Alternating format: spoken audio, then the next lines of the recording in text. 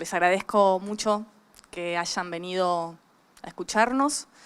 Agradezco también al equipo que decidió que se produjera esta charla, esta conversación con esta persona que tengo al lado, a quien voy a presentar ahora.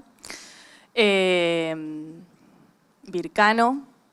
Vircano es filósofe, docente, activista lesbiana y feminista, entre otras cosas. Además de ser todo esto, en los últimos años ha escrito y compilado algunos libros que, a mi criterio, dicen cosas muy interesantes de muchos temas que probablemente aparezcan en esta conversación, probablemente no, pero muchos sí. Libros como Ética tortillera, Nadie viene sin un mundo, y creo que uno nuevo, que es inminente su publicación, y cuando digo inminente imagino que este año.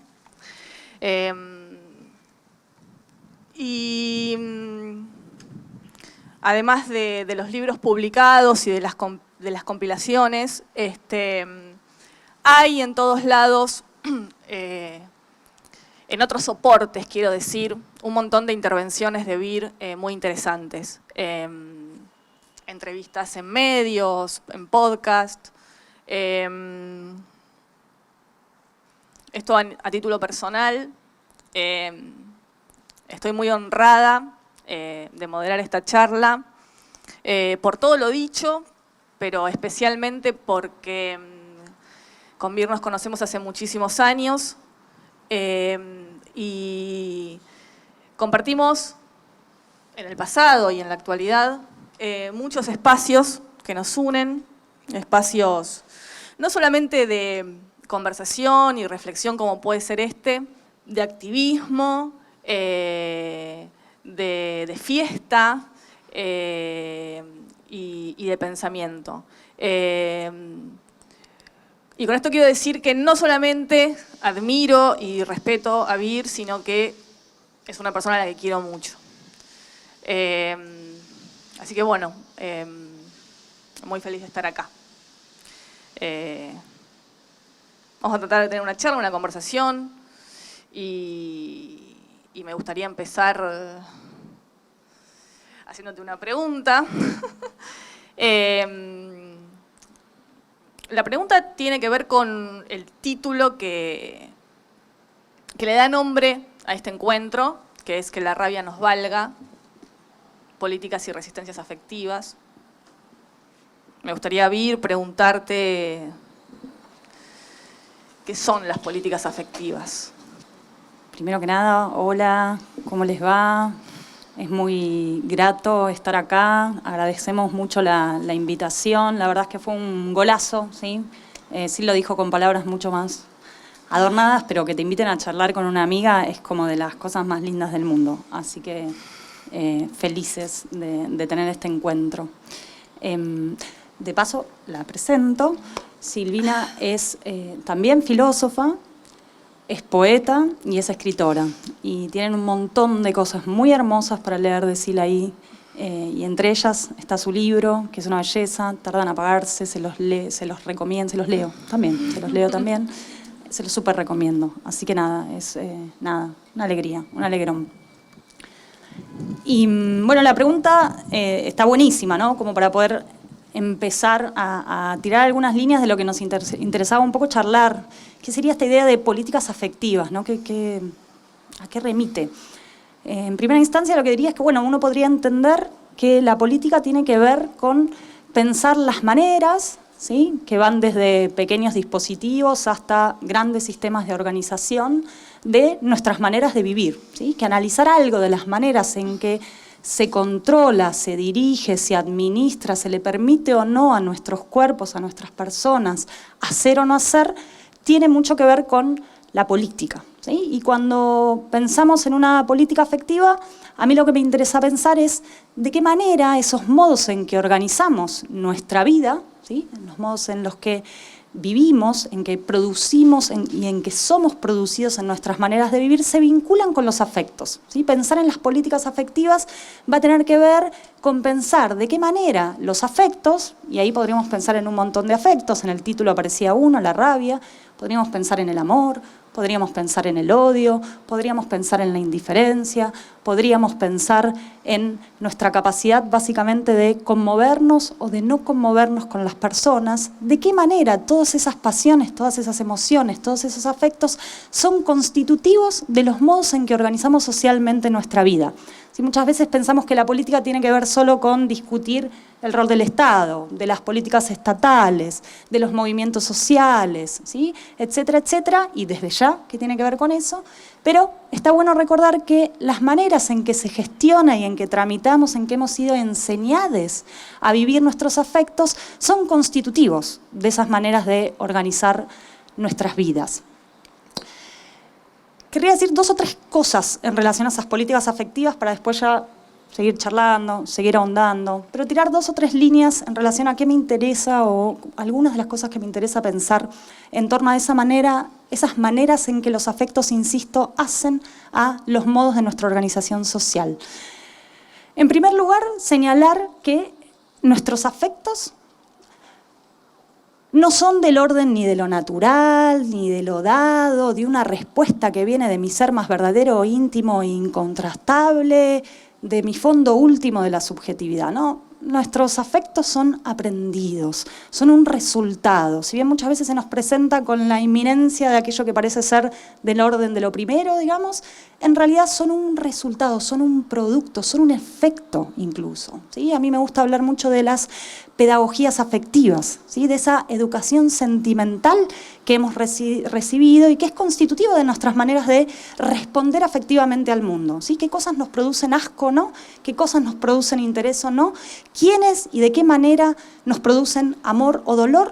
Eso también es el resultado de una gestión de nuestras pasiones, ¿sí? De esa, como les decía, pedagogía afectiva y sentimental, ¿sí? Entonces lo primero que quería resaltar es que está bueno atender a esas políticas afectivas porque de alguna manera nos pone a distancia de esas emociones que muchas veces les otorgamos o un valor de verdad o algo del orden de lo que es inmodificable, ¿sí? Yo lo siento así, podemos decir muchas veces. Bueno, pero yo lo siento así, ¿sí?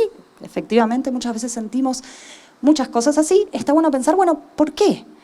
¿Cómo llegué a sentir así? ¿Será posible acaso que sienta de otra manera? Bueno, recordar ese carácter producido, contingente y variable de los afectos es constitutivo de pensar esas políticas afectivas. El segundo punto que a mí me interesaba señalar, y tiene que ver con, como decía Sil, yo soy activista, ¿sí? Soy lesbiana, soy feminista, es decir, que estoy preocupada, entre otras cosas, por el horizonte de justicia social. Bueno, ahí hay una pregunta muy interesante y es cómo nuestros afectos se vinculan o no con un mundo más o menos justo, más o menos miserable, más o menos cruel, más o menos violento, más o menos agresivo, más o menos hospitalario, ¿sí? A mí esa pregunta me interesa mucho porque para que el mundo, con este nivel de inequidad social y de violencia e injusticia social se sostenga tal y como está, nuestros afectos tienen que contribuir a ello, ¿sí? Nuestros afectos de alguna manera acompañan o se resisten a ese orden de cosas instituido, producido social, cultural, históricamente, etcétera, etcétera, etcétera, ¿sí? De ahí que esté bueno recordar no solo el carácter, como les decía, producido, aprendido y por tanto modificable de nuestros afectos, sino comprender que esos afectos son una pieza clave en la organización de un mundo que, con suerte tenemos un acuerdo, no es el mundo más lindo del mundo, digamos, ¿no? Es un mundo que está plagado de violencias, que está plagado de injusticias. Hay una autora que a mí me gusta mucho, que se llama Donna Haraway, que dice que es un mundo que tiene patrones de distribución de la alegría y del dolor injustos, ¿sí? Fíjense esta idea, patrones, es decir, no es aleatorio, hay cierta organización, cierta sistematicidad, podríamos decir, de distribución de esos afectos que hacen que las alegrías y los placeres no nos lleguen a todos por igual, ¿sí? Nuestros afectos en ese sentido son parte de los mecanismos de producción de la diferencia, de la jerarquía, ¿sí? Y en términos más generales, como les decía, de la injusticia social. Uno podría pensar en muchos ejemplos, pero voy a señalar solo uno o dos, ¿sí? que tienen que ver con dos figuras que a mí me gusta bastante pensar en torno a los afectos, que son el amor y el duelo, ¿sí? ¿A quiénes amamos? ¿De qué manera somos capaces de amar? ¿Sí? El amor es, no lo voy a querer definir nunca, pero entre otras cosas lo que hace es que nos permite afectarnos por alguien, ¿sí? De hecho, cuando nos enamoramos, por ejemplo, nos vemos muy conmovidos por esa persona, ¿sí? No solo no nos es indiferente, sino que provoca, captura nuestra atención, ¿sí? Esa es una pasión que de alguna manera nos abre. De alguna manera, después lo vamos a despedazar esta frase que estoy diciendo, pero bánquenme un poquito, ¿sí? De alguna manera nos abre, nos comunica con los otros, ¿sí? Nos vincula, es una manera de vincularse a partir de una afectación positiva, podríamos decir, ¿sí? El dolor es una manera también de vincularnos de una manera no tan positiva, en el sentido en que nos produce pesar, nos produce malestar, nos produce congoja, pero también es una manera de sentirse afectados, ¿sí? Entonces es una buena pregunta para pensar esas políticas de los afectos y los modos en que esas políticas de los afectos contribuyen a sostener un estado de cosas que al menos muchos de nosotros consideramos injusto, sería pensar cómo amamos y nos dolemos de manera tal que es posible vivir en un mundo, como les decía, que dice Donna Haraway, plagado de patrones injustos de distribución del placer y el dolor, ¿sí? Otra filósofa que me gusta bastante, Judith Butler, y una de las cosas que dice Judith Butler, que también es una pensadora de los afectos, es, bueno, hay una pregunta, y es, ¿por qué hay vidas que son más llorables que otras? ¿Sí? Esa es una de las grandes preguntas que recorre en sus obras, ¿sí? ¿Por qué nos conmueven determinadas muertes y no nos conmueven otras muertes? Bueno, como parte del movimiento feminista, de los movimientos feministas y los movimientos de la disidencia sexual, esa es una pregunta que nos insiste muchas veces. ¿Qué pasa? Que hay determinadas muertes que, por ejemplo, captan la atención de los medios y tienen una cobertura más mediática, y hay otras muertes que pasan por el desfiladero de la invisibilización y del olvido, ¿sí? ¿Por qué nos resultan más tolerables determinados duelos y por otras muertes no se nos cae una lágrima, digamos? Bueno, el amor funciona también de alguna manera así, ¿sí? ¿A quiénes le destinamos nuestro amor?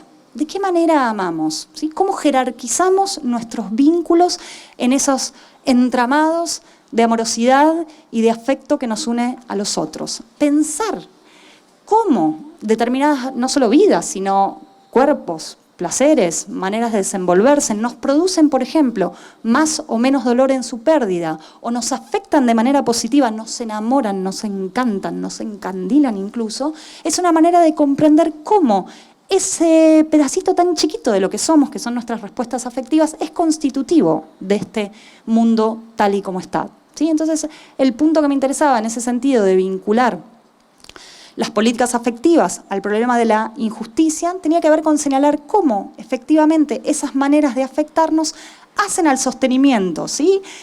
Voy a dar un ejemplo que para mí es bastante cotidiano, digamos, y tiene que ver con esto de pensar cómo esas maneras de abrirnos afectivamente o el gesto inverso, de inmunizarnos, de cerrarnos, de no dejarnos afectar, conviven en nuestra vida diaria. Piensa en la cantidad de escenas de injusticia social a las que asistimos, por ejemplo, para llegar de sus respectivas casas a este lugar. El montón de escenas, una persona en situación de calle, ¿sí? Una persona sin trabajo que nos pide que le banquemos, ¿sí? Y piensa en la cantidad de escenas que una vive en su vida diaria y en general muchas veces no son indiferentes, ¿sí? Bueno, esa indiferencia no es que somos seres del mal, que no tenemos ninguna sensibilidad social porque lo decidimos así, sino porque justamente hay un adoctrinamiento cultural sostenido a lo largo del tiempo que requiere, entre otras cosas, de nuestra inmunización frente al dolor y la presencia de determinadas vidas, de determinados cuerpos, de determinadas maneras de vivir y habitar esta existencia.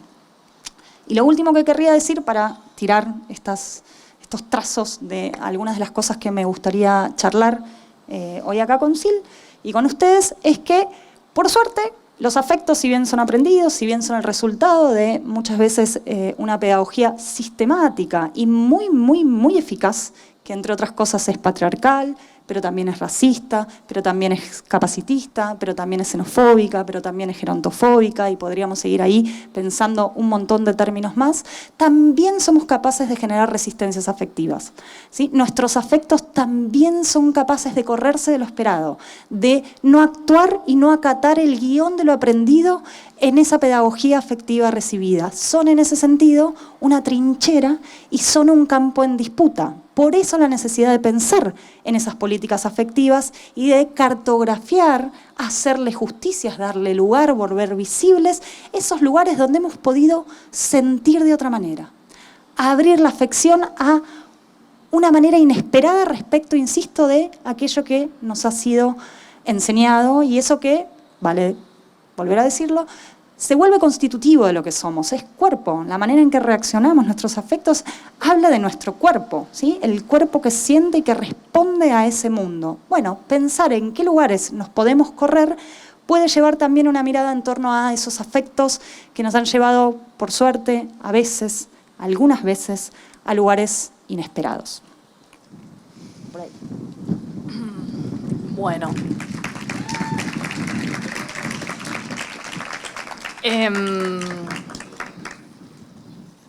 Cuando hablabas de vidas llorables y vidas no llorables, y vidas más valiosas y vidas menos valiosas, estaba pensando en un libro que leí la semana pasada, que seguramente muchas y muchos leyeron, que es Las malas de Camila Sosa Villada, ¿no?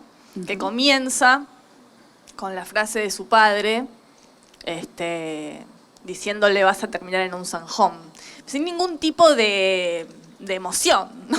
Como constatando que la deriva natural de ser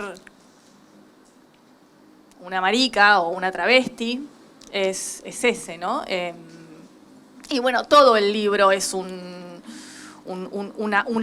muestra y una ejemplificación y una multiplicidad de casos de lo que Vir llama vidas llorables, vidas no llorables, vidas más apreciadas y vidas menos apreciadas. En general, las políticas que los afectos que entendemos los afectos que tenemos y que entendemos que van de suyo, como vos decías, ¿no? Que son como inmodificables, inmutables, no lo son. No lo son. Son un poco, tal vez, más plástico de lo que creemos, ¿no? El yo soy así es una postura que podría matizarse y tener cierta plasticidad que a veces estamos dispuestas a admitir y a veces no. Pero lo cierto es que más allá de esta plasticidad, somos educadas en una matriz afectiva y vincular, patriarcal, heterosexual y cisexual, de las que algunas rápidamente somos expulsadas, ¿no? Entonces, las resistencias afectivas se nos aparecen como más cercanas y quizá como la única oportunidad a hacer otra cosa porque no nos queda o no nos quedó otra. Lo cual no significa que esas políticas no nos sintamos adheridas a esas políticas patriarcales. Y es una pregunta muy simple la que te voy a hacer. ¿Pero en qué son profundamente perjudiciales esas políticas con esa matriz? Es mala, porque decir que esa pregunta es simple... Bueno. Mira, Giganti, nos conocemos mucho vos y yo. Después hablamos. Dale. Sí, son nocivas. Yo realmente creo, y cuando decía, bueno, hay que pensar cómo esas políticas afectivas o esos modos de gestión y entrenamiento afectivo contribuyen al sostenimiento de un mundo injusto, un poco lo que está tras esa idea es que efectivamente hay una educación sentimental que no nos hace bien, que es parte de los problemas del mundo, ¿sí? El feminismo, entre otras tradiciones políticas y teóricas, ha escrito una bocha sobre por qué, por ejemplo, el amor romántico justamente es nocivo para las personas. A mí me gusta mucho un texto hay muchos textos sobre eso, pero me viene uno a la cabeza en particular de un activista transmasculino que se llama Dean Spade, que dice que el amor romántico es perjudicial, y dice esto, tanto personal como políticamente. Y dice, es perjudicial personalmente, digamos, para cada individuo en su singularidad, digamos, porque nos introduce en un ciclo de profunda frustración, digamos, ¿no? Los ideales románticos son ideales que como tales no se realizan en la facticidad de nuestra existencia, en nuestra vida cotidiana, etcétera, nunca acorde a esa película. Este es el momento donde yo tiro Julia Roberts y Richard Gere, y me van a entender dos personas acá, pero bueno, no importa, ustedes tradúzcanla por dos actores de la contemporaneidad, qué sé yo. Digo, esos cuentitos, digamos, ¿no? Los cuentos, las fábulas de amor romántico, bueno, arman una expectativa que nos deja siempre en una situación de enorme frustración, ¿sí? Eso, en primer lugar, es perjudicial, nos mete en un brete que nos vuelve infelices, ¿sí? Ahí un primer punto para Dean, digamos. Pero es mucho más interesante lo segundo que dice, y es ahí donde a mí me interesa mucho más Dean Spade, porque al fin y al cabo, un poco frustrades, un poco fracasades, y sobre eso con suerte charlamos después con Sil, vamos a estar siempre. Pero el problema es que es perjudicial políticamente, dice. Y dice que es perjudicial políticamente porque, dice, coarta nuestras posibilidades de articulación política. Y acá hay una tesis súper interesante de lo que está diciendo, porque en general cuando pensamos en el amor, justamente por ese amor Disney, como dice la Vasallo, pensamos en el encantamiento, no sé, las mariposas en el estómago, en un momento de plenitud, digamos, ¿no? Tenemos muy asociado el amor a la plenitud.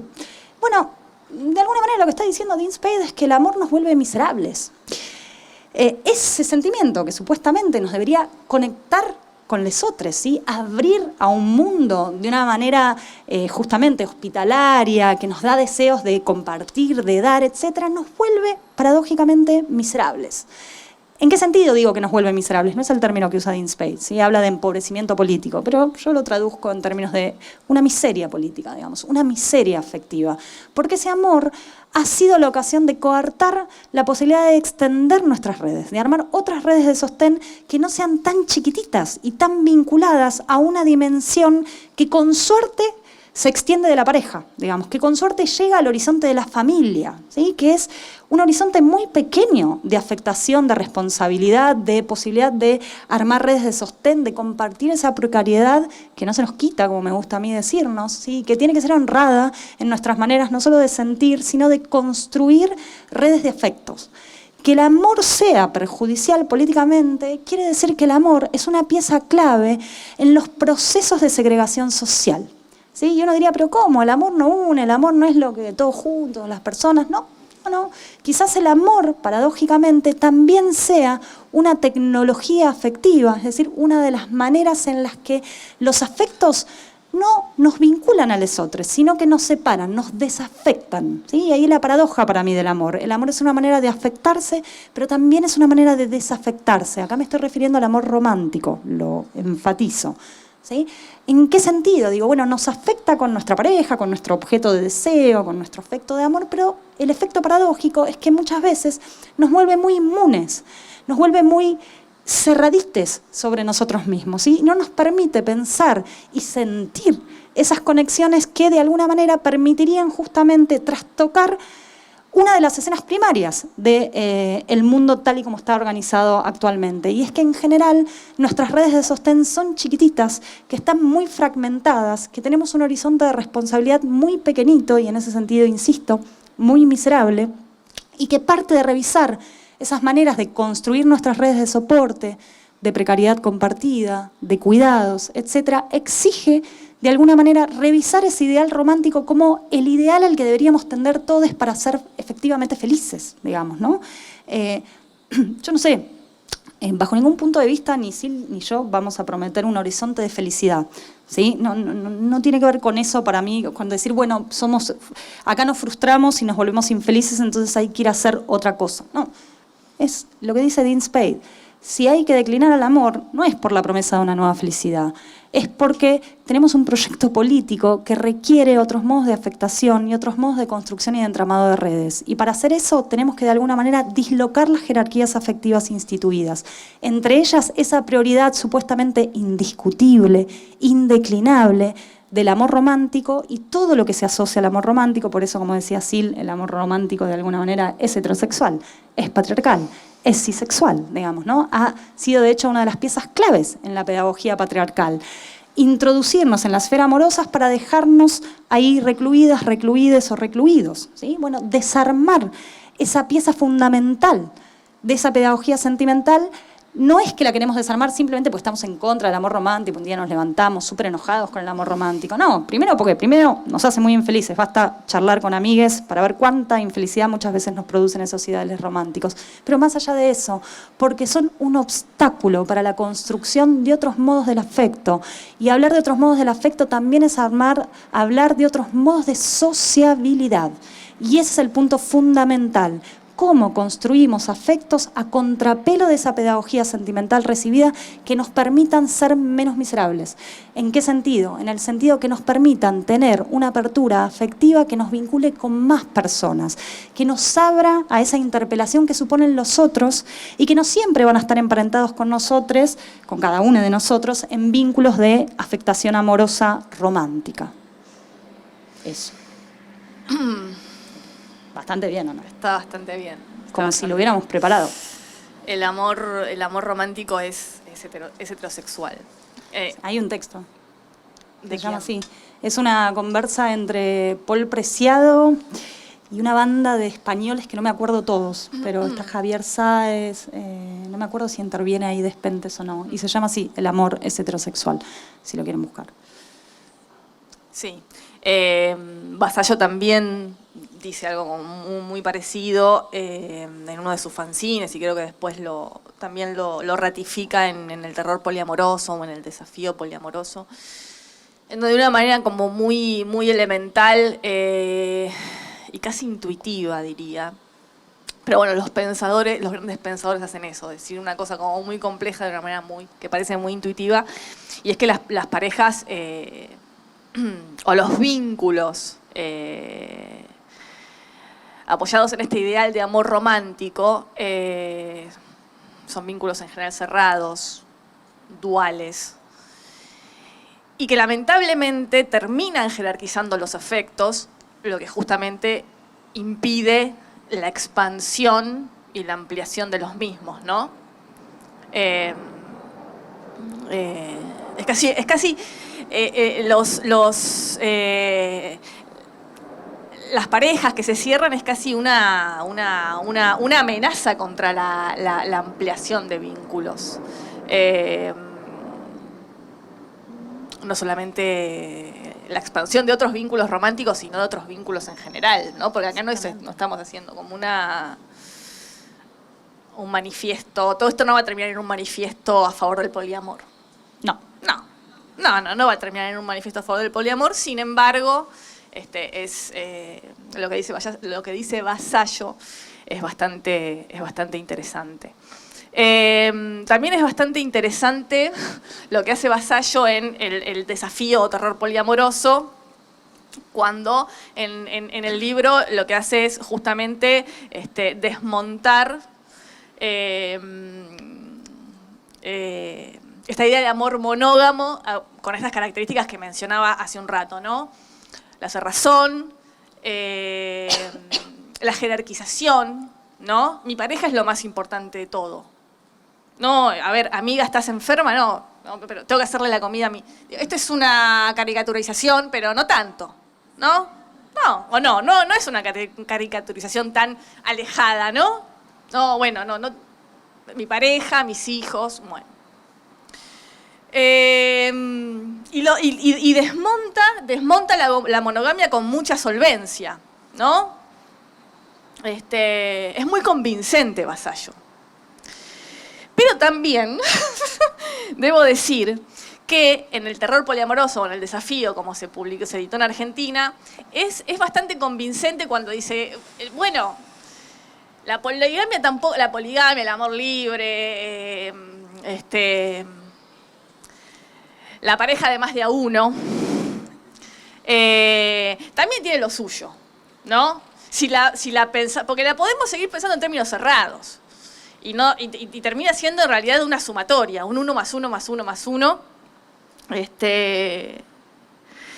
Y me parece interesante este desmonte del poliamor que hace Vasallo, como para también mostrar que, por decirlo de algún modo, tampoco en este lugar, ¿no?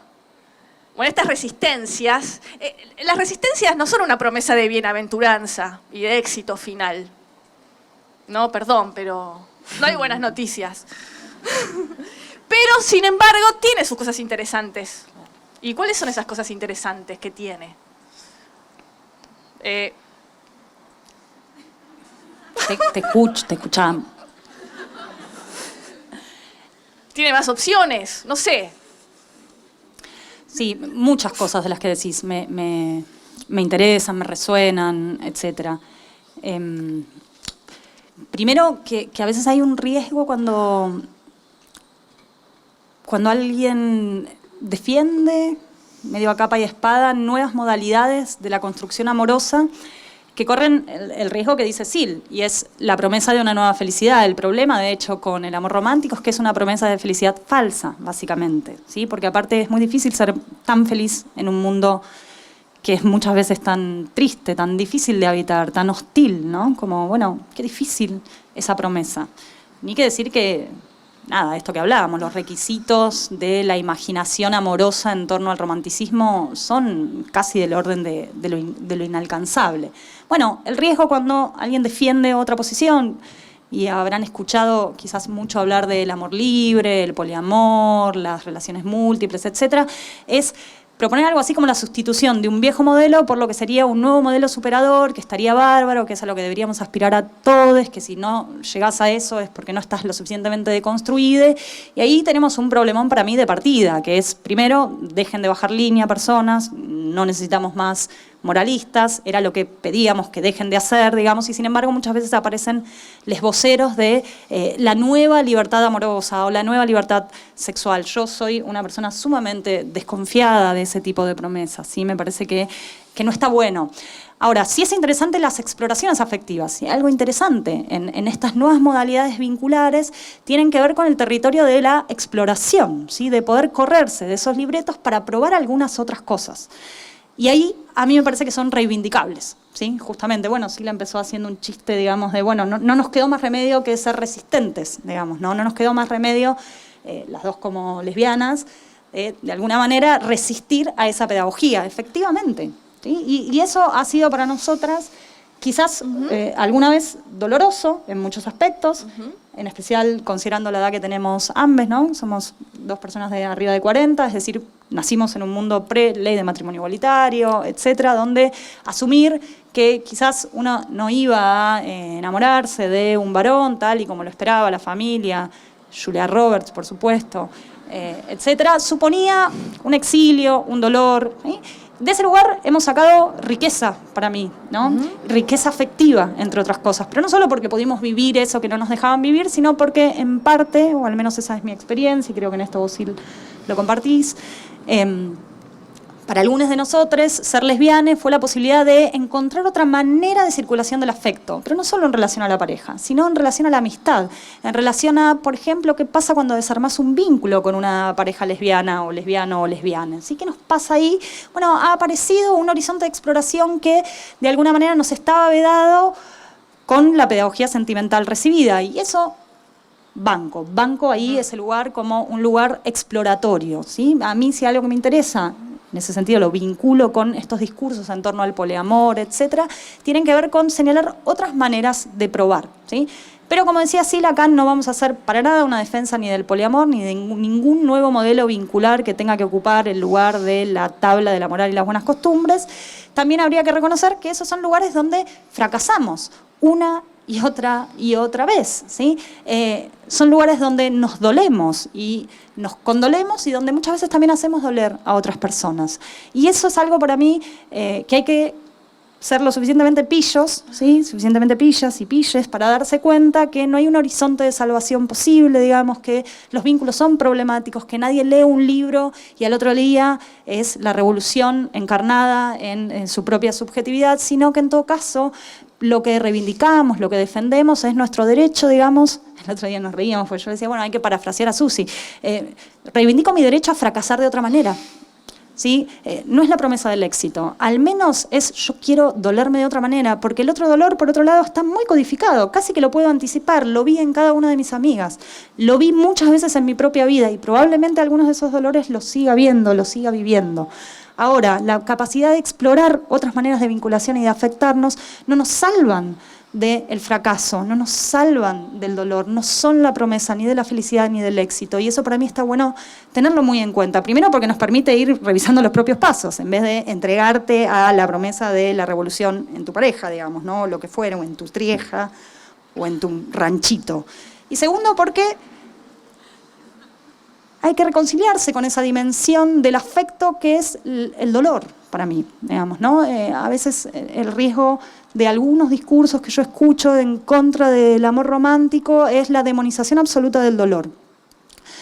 Yo creo que las pasiones no son ni buenas ni malas, ¿sí? Que nadie nos va a evitar dolores en la vida porque vivir con otros es estar expuesto a la fragilidad, estar expuesto a que a veces no querramos lo mismo, estar expuestos a un dolor, ¿sí? Estar expuestos incluso a la pérdida de quienes queremos, ¿sí? A veces las personas nos lastiman no solo sin querer, sino sin tener ningún tipo de voluntad en eso que nos produce. Por ejemplo, la muerte de alguien a quien queremos, ¿sí? Entonces, recordar que las otras maneras o los otros territorios afectivos que exploramos no están ni exentos de dolor, de malestar, y que tampoco son un horizonte de salvación o de felicidad. Yo digo una y otra vez que el amor, y en general lo pienso no solo con el amor, lo pienso con el activismo, lo pienso con el pensamiento, lo pienso con lesotres, es que son siempre principio de ruina y de salvación a la vez, y que el problema del amor romántico era que encubría una cara, y es que los otros también son potencialmente dañinos, ¿sí? Y de hecho, ni que decir muchas veces todo lo que ha habilitado el amor romántico para producir esos daños, pero independientemente de eso, lesotres y el encuentro con los otros nunca está a salvo, por suerte, ¿sí?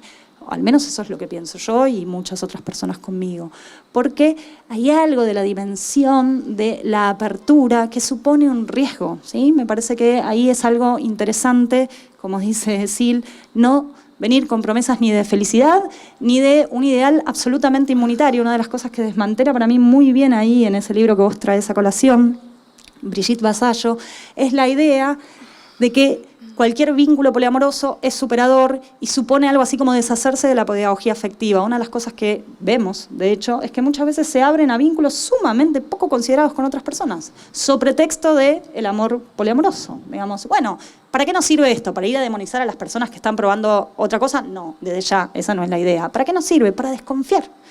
Y la desconfianza está bien, digamos, desconfiar de que estamos tan ciertos del camino que estamos probando, en especial si es exploratorio. Y si es exploratorio, seguramente la vamos a pifiar. Yo no conozco a nadie que explore un movimiento, un ejercicio de palabra, un encuentro afectivo en ese sentido, que esté inmune, ¿sí? Yo, de hecho, lo que reivindico es la capacidad de explorar otras alegrías, pero también otros dolores.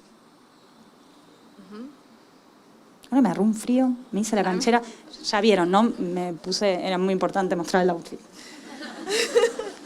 Ya está, ya lo mostraste, ya te podés. Me parece interesante esto que decís, esto que me quedó resonando al final sobre todo. Esto que en realidad con lo último respondiste un poco a mi pregunta respecto de que si la promesa de bienaventuranza tampoco está de este lado, ¿qué hay de este lado? ¿No? Y y creo que lo que hay de este lado es la exploración, que como decía antes, quizá en algunas fue más una imposición que una propuesta por nuestra orientación sexual, y que como bien decía Vir, siendo las dos personas de más de 40 años, crecimos y nos formamos en un mundo que no era este. Yo ratifico que no era así. De hecho, yo me creí durante mucho tiempo la única lesbiana del mundo. Porque yo también. No, y Sandra y Celeste. No conocía a nadie. Pero debo decir ahora que el dolor da libertad en un punto. Y también la libertad de dolor, ¿no? Pero me parece que ahí se da con un sentido de las opciones que abre la libertad o la exploración, ¿no? De alguna manera, en definitiva me siento un poco afortunada por ser lesbiana porque no supe nunca cómo hacer las cosas. Y tuve que tantear cómo aprender a hacerlas, cómo vincularme con otra persona, cómo invitarla a salir, cómo decir que sí o cómo decir que no, cómo seducir y qué tipo de vínculo armar, porque la verdad es que no tenía libretos previos, porque la heterosexualidad me expulsó con sus libretos de formas establecidas de vincularme. Bueno, acá terminó mi intervención personal, pero sí, creo que, digamos, yo hice una pregunta, no sé si no malintencionada, sino mostrando que el éxito no está en ninguna parte, pero sí repensar y sospechar de estas matrices afectivas, nos puede abrir a nuevas formas de vincularlos, quizá más adecuadas a lo que queremos, ¿no? Y que no nos hacen sufrir tanto, aunque también acá se trajo un tema como bastante interesante, que tiene que ver con ciertos eslóganes, ¿no? Que circula mucho, que también me parece que subrepticiamente lo que están realizando son como una promesa de felicidad, como que si es amor no tiene que doler, si te duele rajá. Entiendo perfectamente de dónde surgen, pero me parece que muchas veces si nos aferramos a esos eslóganes, también lo que sucede es que reintroducimos una inmunización de la que queremos escapar con la monogamia, ¿no? Porque la monogamia es una inmunización, me cierro con un otro, listo, ya está, ¿no? Ya encontré como el sujeto al cual donarle todo mi ser, ¿no? Entonces, una dice, che, desarmemos esto porque no da. No es viable. El tema es cuando detrás de estos eslóganes muy bien intencionados se enmascara o se esconde de nuevo esta promesa de inmunidad. Si duele, rajá. Si duele no es amor. No, el amor duele un poco, ¿no? Un poco duele. Sí, el encuentro con nosotros es de doble filo, insisto, yo acuerdo plenamente con vos, Sil. Y está bueno la aclaración que hace, ¿no? Es muy fácil discutir con un eslogan, porque los eslogans tienen eso, son cortitos y al pie, y en general tienen un interlocutor muy puntual. Obviamente que cuando leemos por ahí en una pared, en un stencil, en un fanzine, en una remera estampada, si duele no es amor, si te duele rajá, hay un interlocutor muy puntual, que es ese amor romántico y ese dolor aprendido, tan bien digitado para que uno vuelva una y otra vez a la cerrazón de la pareja, como dice Sil, ¿no? Esa inmunidad que está construida en torno al amor romántico. El riesgo es que, justamente, es un poco insuficiente a veces porque quizás nos puede hacer creer que es posible construir vínculos con una absoluta inmunidad.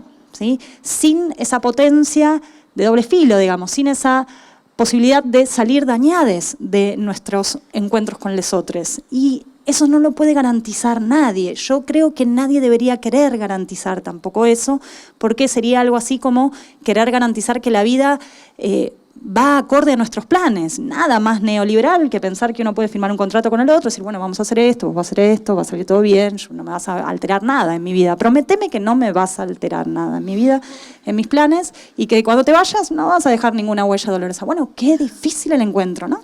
El encuentro es un enchastre, ¿sí? Esto es una palabra que a mí me gusta por muchos motivos. Es un enchastre, digamos, es sucio, digamos, no es del orden de lo pulcro, no es del orden de lo asegurable. Y a eso vamos, o al menos muchos de nosotros, digamos, ¿no? Entonces, una cosa es discutir con el modo en que ciertos dolores se han articulado en una pedagogía romántica del amor y cómo eso nos ha tirado para adentro, y otra cosa es querer proponer un ideal inmunizado que se cerraría a la experiencia del dolor como si fuera posible un encuentro controlable en esos términos. Y yo creo que ahí no. Yo siempre decía, bueno, el stencil debería venir con un papelito explicativo. Bueno, esto es una discusión específica con el amor romántico. Perdería un poco la cosa de la intervención callejera, ¿no? Pero quizás lo interesante ahí es proliferar los relatos del amor, ¿sí? Y proliferar los sentidos y las maneras en que narramos esos amores. Yo creo que hay que deconstruir, por así decirlo, hay que revisar esa pedagogía romántica recibida, ¿sí? Pero también creo que tenemos que ser más sinceros, digamos, ¿no? Que tiene que haber algo de sinceridad cuando hablamos de lo que implica amar, o en términos mucho más generales, afectarnos con otras personas, ¿sí? Afectarse con otras personas es también afectarse con su dolor. Yo no sé qué les pasa a ustedes, pero en general cuando yo quiero a mis afectos, si están mal, me pongo mal. No se me ocurriría que el ideal amoroso y de vinculación con mis afectos sea que yo pueda permanecer inmune a sus dolores porque si duele tengo que rajar, digamos, ¿no?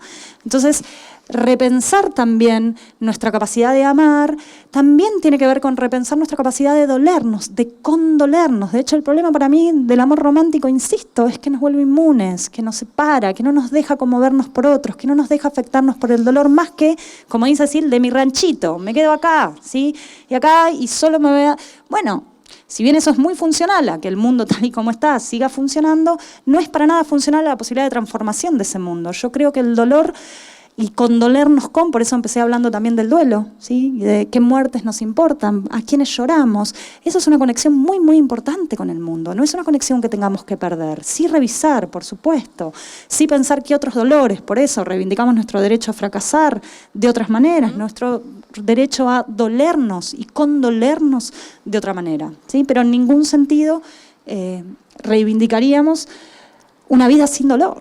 Es como no querer vivir para mí, ¿sí? La vida es un poco salvaje también, ¿no? Y esto, yo no pienso que una aprenda de cualquier dolor o de todos los dolores, no pienso, todo dolor es para... No, para nada. Pero sí pienso que de algunos dolores aprendimos, y sí hizo una hermosa defensa de, por ejemplo, el dolor que implica romper con el ideal heteronormativo, al menos para muchos de nosotros que lo hicimos en un momento donde realmente era un estigma social, realmente era la promesa de la soledad y de la orfandad existencial. Yo, de Quilmes, vos de Avellaneda, querida, no había una lesbiana, nada. Sí, había una, era profesora de educación física, por supuesto.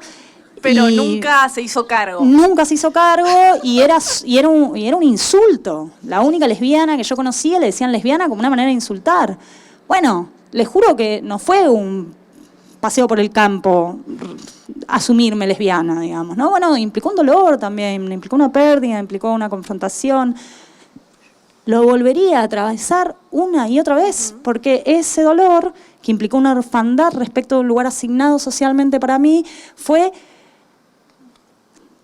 la puntita de la fuga, digamos, ¿no? Fue el ingreso a la posibilidad de fugarme de un lugar y de tener que verme obligada a hacer otra cosa. Y acá me interesa lo que vos trajiste también, porque muchas veces parece que las defensas de otras maneras de amar, otras maneras de afectarnos, tienen que ver pura y exclusivamente con decisiones voluntarias individuales.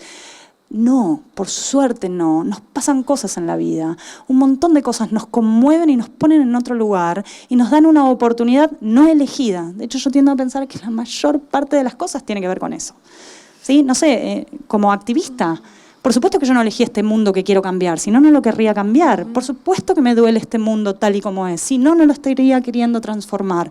Ahora, esa capacidad de conectarme con ese dolor, y un dolor que no elijo, que no es intencional, que no lo produzco, que lo cambiaría cada vez que pudiera, sin embargo, es el motor para afectarme y articular colectivamente con otras personas que también tienen el deseo de cambiar este mundo. O sea que el dolor en sí mismo no es ni bueno ni malo. ¿Sí? Lo mismo el amor no es siempre maldito, digamos, ¿no? Y ahí Vasallo también para mí hace algo interesante, también lo hacen Spade, lo hacen, estoy pensando en referencias teóricas porque son un poco el horizonte de textos que tengo más leídos, digamos. Foucault también lo dice, bueno, el punto es amarnos de otras maneras, ¿sí? Y ese es el desafío. Reinventar la palabra. Quizás la palabra en algún momento no nos sirva más, ni siquiera es que me importa algo así como una defensa a rajatabla de las otras posibilidades de amar, digamos, pero sí de afectarnos, pero sí de abrirnos a esa experiencia, de sentir que nos pasa algo cuando le pasa algo al otro. Digamos. Bueno, eso, pónganle el nombre que quieran, y de hecho yo creo que lo que hay que hacer es proliferar en las narrativas, es decir, multiplicar, no puede haber una sola, a veces será amor, a veces será amistad, a veces serán compañeros, a veces será la orga, a veces será el barrio, a veces será la asamblea. Veamos, esas otras maneras no van a estar ni exentas de dolor, ¿sí? Ni van a tener una garantía de triunfo, y eso también lo sabemos. Cualquier persona que de alguna manera está comprometido en el proceso de transformación social sabe que una de las cosas que va a vivir una y otra vez es una enorme frustración, porque a veces podemos poco, porque a veces no sale lo que queremos, porque a veces lo intentamos, organizamos, armamos la rifa, la asamblea, el festival, el fanzine y la mar en coche, y el mundo sigue siendo tal y como está. O algo cambió, pequeñito quizás no tan grande como lo esperábamos, y parte de nuestra vivencia tiene que ver con vivir ese terreno que es ríspido. El terreno del afecto no solo está enchastrado, es ríspido, es como un ripio, digamos, ¿no? Uno no va ahí como en una carretera, o al menos no yo, no sé, ni mayormente las personas que yo conozco, ¿no? Es como mucho más taca, taca, taca. Y ahí estamos, en el taca, taca, taca. Sí, y muchas cosas pienso, muchas. Va a haber varias cosas. Una es como lo que te decía antes y que vos retomaste, que tiene que ver con esta promesa de inmunidad que se reintroduce con estos eslóganes, estas advertencias incluso, son como advertencias, ¿no? Las que decíamos antes, si ese amor no tiene que doler. No solamente inmunizan, estaba pensando, sino que generan muchas frustraciones, ¿no? Porque digo, bueno, tengo que asimilar que si ese amor no tiene que doler. Si me duele, no, pero a ver, estoy yendo en contra de esta verdad estipulada. Entonces me frustro también porque no me sale. No digo como frustración por todos lados. Entonces me parece que está bueno desbaratar esta promesa de felicidad o de éxito, que, valga la redundancia, prometen o proponen estos eslóganes ligados a las resistencias, ¿no? Que inevitablemente terminamos ligando a las resistencias.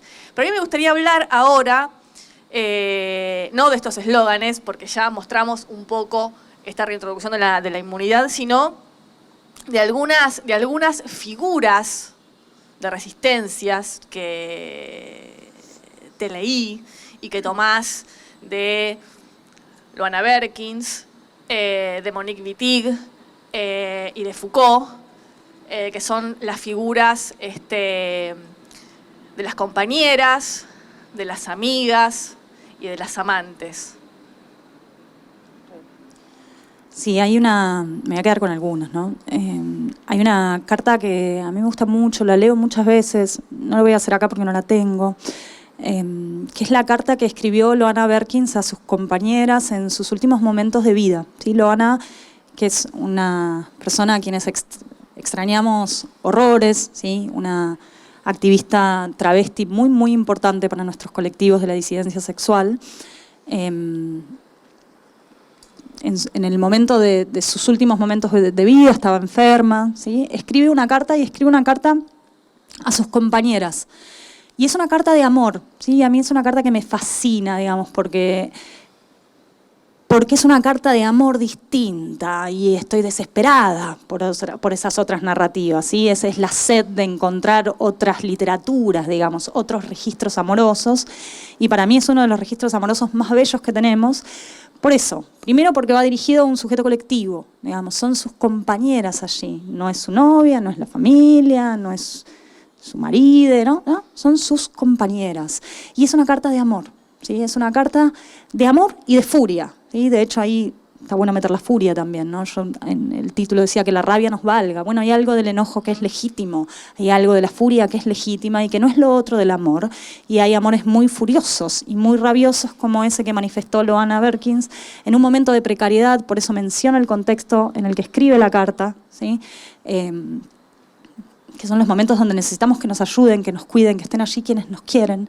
Y bueno, leer ese contexto, leer que quienes la acompañaron en ese momento tan difícil fueron sus compañeras, para mí es un lugar excelente para pensar qué pasa con aquellos que nos fugamos de esos contratos románticos matrimoniales, más tradicionales en términos de lo que se supone deberíamos no solo amar, sino quiénes deberían cuidarnos, quiénes deberían contenernos, quiénes deberían estar allí en el hospital, ¿sí? Bueno, en este caso, quienes estuvieron allí fueron sus compañeras, ¿sí? A quienes ella dice, bueno, les lego la posta, la revolución, este es el tiempo de la revolución, ¿no? La revolución es ahora. Bueno, esa carta para mí es una pieza en esa cartografía de las resistencias afectivas, ¿sí? El amor colectivo en un momento de precariedad, y en este caso, lo quiero decir también, donde lo sexual ni aparece. Y eso también lo quiero decir, porque muchas veces una de las cosas que a mi juicio pasa una y otra vez es, soy muy Foucaultiana en ese sentido, es que estamos muy precios del dispositivo de la sexualidad y parece que lo único que importara es, lo voy a decir un poco brutalmente, con quién cogemos o no, como si la libertad se fuera en la elección o no, o en la exclusividad sexual o no. Y es mucho más complejo, y esto lo deberíamos haber aprendido, porque la revolución sexual fracasó en algún lugar, ¿no? El punto no es la sexualidad en sí misma, el punto es cómo la sexualidad ha estado anudada a determinadas maneras de organización social, a determinadas maneras de amar, que nos recluyen en el horizonte de la familia, como decíamos. Desarmar ese bardo, digamos, que supone esa complejidad y vinculación entre el afecto, la sexualidad, etcétera, requiere que, justamente, no pensemos que el único horizonte de salvación es rearticular nuestra sexualidad en algo así como un horizonte que sería más libre. No, el punto es que tengamos afectos donde la sexualidad juega otro rol. A veces no es lo más importante. A veces el amor no está construido fundamentalmente a partir de encuentros sexuales, sino, por ejemplo, de encuentros amorosos y políticos como el que tenía Loana con sus compañeras. ¿Sí? Bueno, yo ahí veo claramente una experiencia de resistencia afectiva. Y vos mencionabas a los amigos de Foucault, digamos, Foucault habla mucho de la amistad homosexual, y Monique Wittig, que es una teórica y escritora francesa lesbiana, habla mucho de las amantes, ¿sí? Que son todas figuras que de alguna manera intentan correrse de ese lugar de la pareja monogámica, digamos, ¿no? Y yo encuentro en ellas dos una misma retórica, pero una misma erótica en el sentido más radical del término, un discurso en torno al eros, a ese principio de encuentro, de afección, de movimiento y también de riesgo, por supuesto, que se corre de esos lugares asignados, ¿sí? Wittig en eso para mí es brillante, cuando lee a la lesbiana como dice, bueno, las lesbianas no somos mujeres ni varones, ¿sí? Porque nos corremos del lugar asignado socialmente a una mujer. Y dice que nos corremos del lugar socialmente asignado a una mujer por motivos políticos, ideológicos y económicos. Qué interesante que en ese texto nunca aparezca la sexualidad. Pero no porque la desreconozca, basta leer el borrador de un diccionario para las amantes para recordar cuánto reconocimiento hay del encuentro erótico y sexual lésbico, por ejemplo, en ese texto. Pero en esa lectura lo interesante es poner el foco en otra cosa, para comprender el vínculo entre un adoctrinamiento de la sexualidad y los modos de organización social, un adoctrinamiento del afecto y los lugares políticos y económicos habilitados para las personas. Rearmar eso es un trabajo mucho más grande que simplemente conseguir mi libertad sexual al interior de mi pareja, ¿sí? No estoy desmereciendo ninguna experiencia o intento. Nuevamente, en todo caso, la propuesta es recordar que el desafío es enorme, que no es tan fácil como simplemente mirar solo una cosita, sino abrirse a esa dimensión que permita rearticular el horizonte del afecto, de la sexualidad y básicamente de la construcción de redes de afecto, amorosidad, cuidados y vulnerabilidad compartida. Hacer eso es un laburón mucho más grande que abrir la pareja. Se van a ir re deprimides. Bien, lo conseguimos. Sí, sí. No, yo creo que se van a ir con bastantes insumos para seguir pensando. No sé, pero... no, está en esto que decías vos, ¿no? De a veces... no todo se trata del sexo, ¿no? Sino de articular otro tipo de afectos. Y esto lo decía también muy simplemente, de una manera muy simple y muy intuitiva, Vasallo en una charla que dio ya en contexto COVID, que decía... Pregúntale a tu vecina si necesita algo. Necesita que le hagas las compras, ¿no? Como tipo... cuando estamos hablando de afectos y de vínculos y de ampliar esos vínculos y de desjerarquizarlos, y que es profundamente político, estamos hablando de eso también. No de cuántas parejas sexuales tener y llevarse bien, ¿no? Y dominar. Sino realmente otros vínculos afectivos, en donde el sexo quizá no solamente no sea lo más importante, sino no exista, ¿no? También. Estamos acostumbradas a pensar afectos y sexo, creo que ese es uno de los grandes problemas. Creo que ese es uno de los grandes problemas, pensar afecto y sexo y jerarquizar el afecto apoyado en el sexo. Exacto. ¿No? Sí, rearmar eso es complejo. Y sí creo que es un laburazo. Pero creo que se puede hacer. Creo que volviendo al lesbianismo, que lo quiero reintroducir, yo fui también muy afortunada porque cuando a los 14 años se enteraron que era lesbiana, me dijeron, te vas a quedar sola. Y fue como un desafío, en realidad. Tipo, esa admonición se dice, o bueno, esa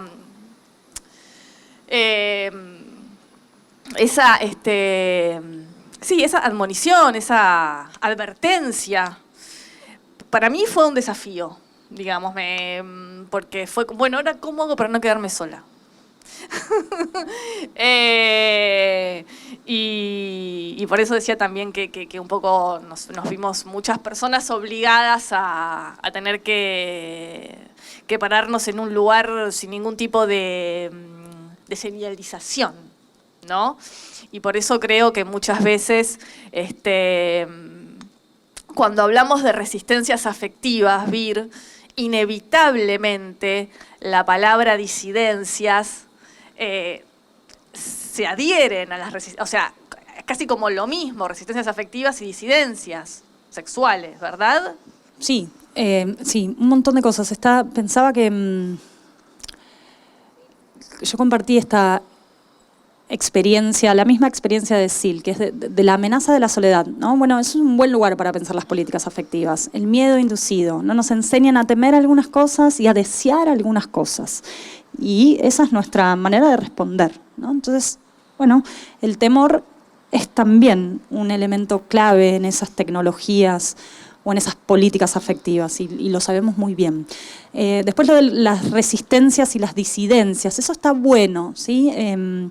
Sí, las disidencias sexuales desde ya, pero en términos generales podríamos hablar justamente, como venimos pensando en esto, en disidencias afectivas, ¿sí? ¿Quién ha podido?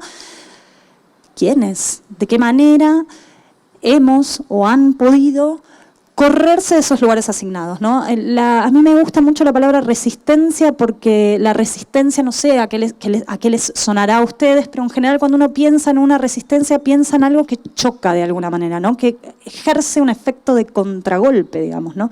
Que se resiste también, ¿no? Se resiste a hacer aquello que se espera que uno haga, digamos, ¿no? Entonces, un primer sentido para mí de la resistencia tiene que ver con eso, ¿no? Con ponerle un poquito un parate, de alguna manera. Ese parate no es voluntario muchas veces, es lo que nos pasó, es, uy, no me voy a casar con un chabón, uy. ¿Ah? Bueno, pero eso es un gesto de resistencia, de hecho se siente en el cuerpo, ¿sí? Es una carga. La disidencia para mí agrega un sentido que es muy interesante, aparte de que entabla, digamos, articula con un montón de discusiones al interior de nuestros propios movimientos, ¿no? Si somos diversidad sexual y genérica o si somos una disidencia sexogenérica, bueno, y hay una polémica muy interesante. A mí me gusta mucho más la palabra disidencia que diversidad, porque la diversidad da la sensación de una multiplicidad que vale todo lo mismo. Y de armonía, ¿no? Y de armonía, claro. Y de conciliación. De pluralidad, digamos, ¿no? Bueno, somos todos distintos, diversos, nos queremos todos. Pero está todo bien. Y está todo bien. Y no, y a veces no está todo bien. Y a veces, de hecho, no acordamos en el mundo tal y como es, en algunos de sus aspectos, etc. La idea de disidencia tiene que ver no solo con ese contragolpe, sino con diferir, disentir, ¿sí? Y con proponer un espacio de disputa, no de mera armonía, ¿sí? Yo realmente pienso que es deseable que la pedagogía sentimental heterosis patriarcal caiga. No me es lo mismo, no somos todos iguales, no, yo tengo una discrepancia ética, política, afectiva, que la voy a defender cada vez que pueda y la charlaremos, haremos canciones y todo lo que venimos haciendo entre todos hace muchos años. No es una mera diversidad para algunos de nosotros, es una discrepancia. Yo creo que el mundo sería mejor si no nos hubieran educado en la pedagogía amorosa que recibimos y realmente lo creo. No creo que todo valga lo mismo y que el pluralismo sea una posición superadora. Estoy entendiendo pluralismo en este sentido muy de la mera diversidad de opiniones. Bueno, la disidencia pone el lugar de la polémica en el frente, digamos, ¿no? Se presenta desde ese lugar de la polémica. Y hay algo interesante, ¿sí? Por supuesto que disputamos los modos de amar, de afectarnos, de dolernos. Y para algunos de nosotros no es deseable pensar que todos valen igual. ¿Por qué? Porque tenemos un diagnóstico crítico, ¿sí? Porque partimos del diagnóstico crítico, porque nos duelen las heridas que dejó esa pedagogía sentimental afectiva. Entonces la disidencia es esa resistencia combativa, por decirlo de alguna manera. Y a mí me parece que es un lugar muy interesante para pensar, ¿no? Porque eso nos obliga a pensar qué mundo, al menos qué mundo no queremos más. A veces no sabemos muy bien hacia dónde vamos. Esa experiencia medio que decías, bueno, no sabía bien qué hacer, ¿no? Pero había algo que vos declinabas, y no porque tomaste tu decisión solita, sino porque te pasó, y esto no. Bueno, eso lleva a la capacidad de poder hacer alguna otra cosa. Esos no a veces son una toma de posición política. El no a veces es una experiencia, incluso un deseo, justamente. Y hay que reivindicar ese lugar del choque para mí, del choque en el sentido de quien resiste, quien no se conforma, quien no está dispuesto a decir que todo vale lo mismo, ¿sí? Lo último que quería tirar, solo porque lo quiero tirar, que me quedó resonando, es un poco con lo de Vasallo y eso, lo de el problema de las jerarquías. ¿Sí? Yo estoy de acuerdo que hay un problema de las jerarquías y que el problema de la monogamia obligatoria y del amor romántico tiene que ver con una jerarquización de los vínculos. El trabajo para mí es rejerarquizar. A mí no me gusta hablar de desjerarquización, aquí hay toda una polémica, solo lo quiero decir porque lo quiero decir.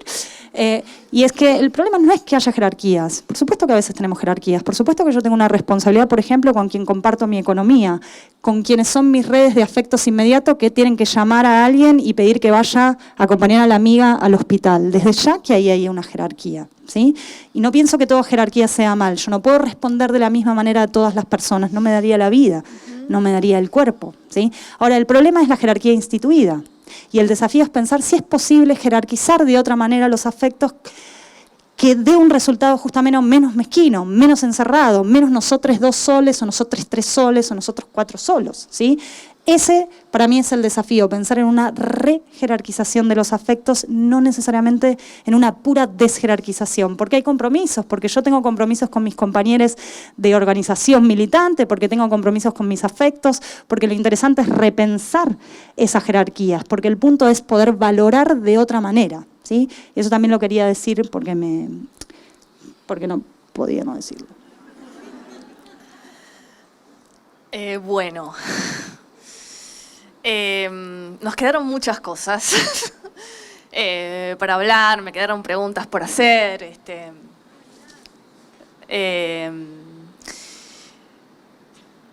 Entonces estamos como ingresando en la recta final de estas intervenciones de Vir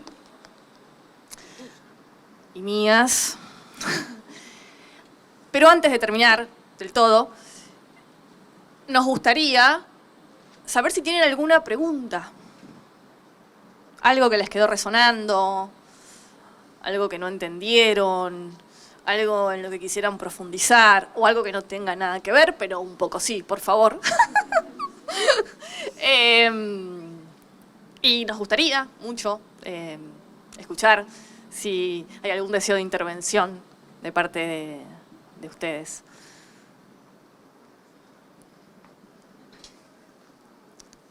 Allá, a ver. Me parece que te llevan un ¿Hay micrófono, alguna ¿no? posibilidad de eso?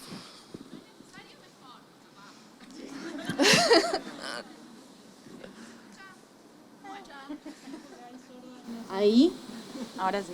Sí. ahí está prendido. Sí, se escucha bárbaro. Bueno, rarísimo. Me quedaba pensando un poco esto que ustedes dicen como lesbianas de más de 40. Yo lesbiana de 31 para 32 y pienso en lesbianas de 20, ¿no? Como me siento ahí en el medio.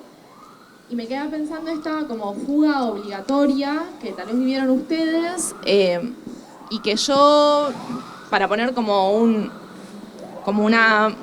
división en la línea de tiempo, tal vez transité mi adolescencia o posadolescencia con ya ley matrimonio igualitario.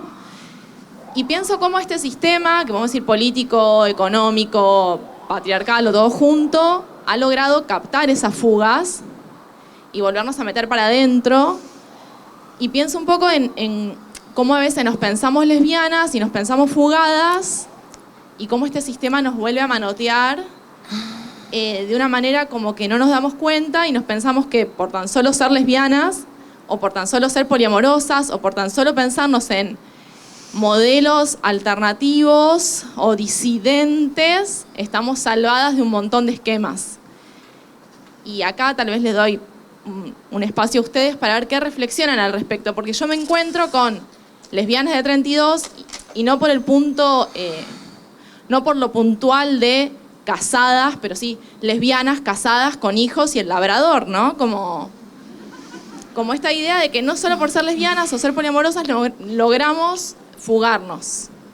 ¿Y qué piensan ustedes al respecto? Sí, no, simplemente yo voy a decir que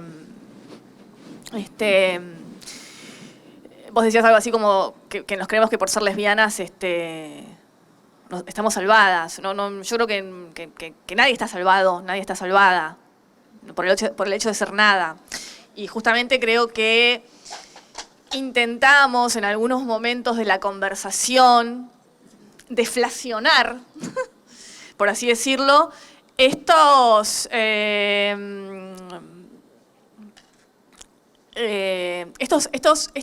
modos de vincularnos que muchas veces se piensan que son la salvación y una promesa de felicidad y de éxito que no son tal.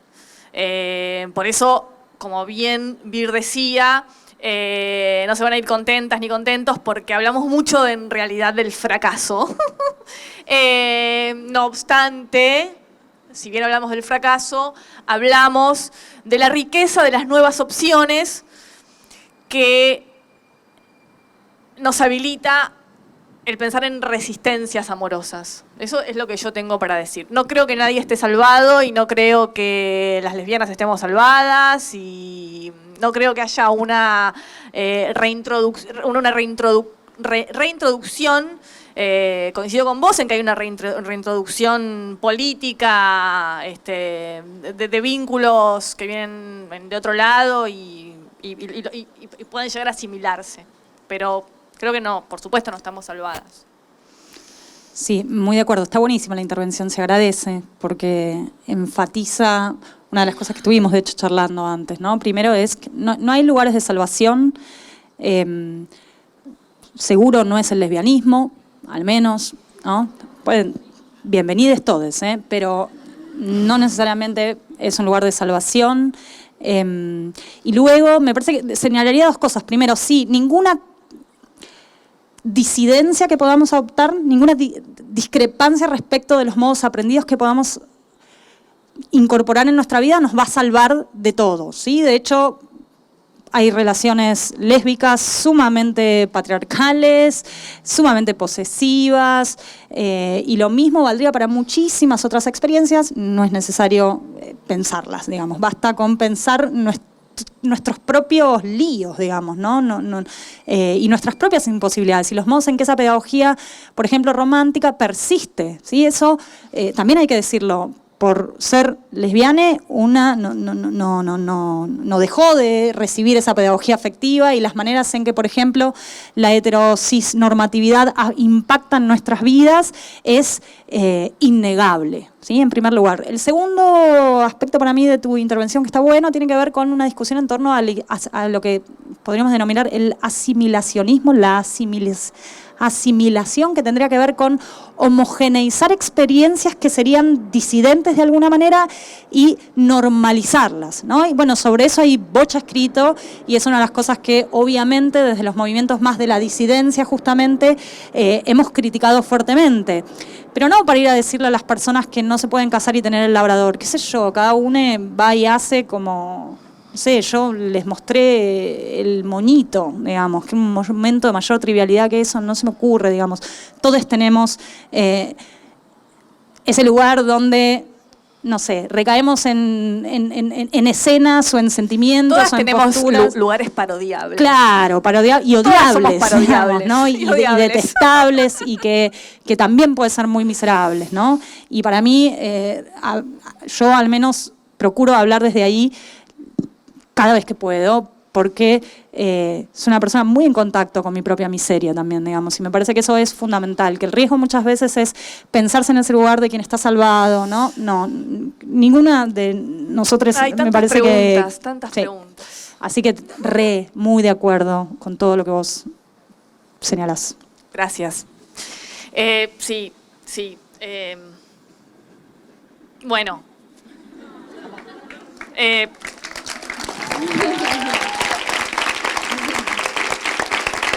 Gracias. Gracias, Vic. Gracias a todos. Gracias, Sil. Gracias. Muchas gracias.